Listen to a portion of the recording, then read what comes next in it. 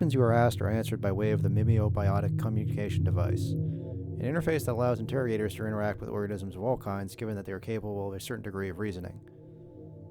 The questions you are asked and the conversations you have with the interrogators slowly reveal their intentions in interrogating you and the nature of the strange world you share. With all that being said, let me walk you through just a little bit of the game. Starting off, I'm going through different pages of the biochemical synthesis computer that lets me take control of the production of chemicals in my body and control over the organs that produce those chemicals.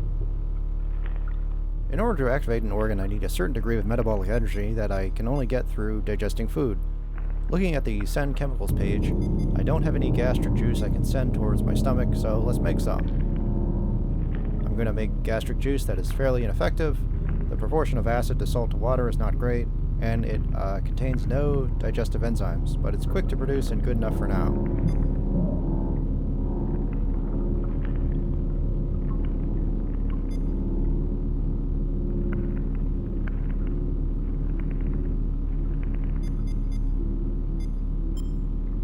When I hit synthesize, you see that there is a number and a percentage sign that indicates that we're already halfway done.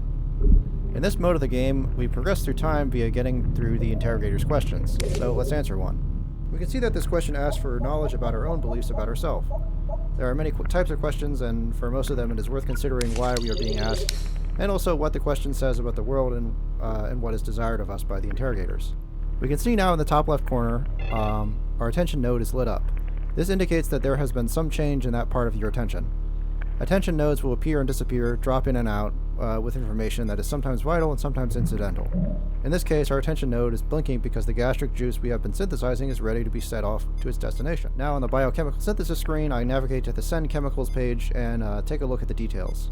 Some biochemicals can be routed towards any number of destinations. In this case, though, I'm just going to be sending it off to the acid reservoir. The sinuous plastic tubing in the bottom right screen fills up with gastric juice. We can see that it has an efficiency of 25%, which is not great, but good enough for our purposes. Let's answer another question and see what happens.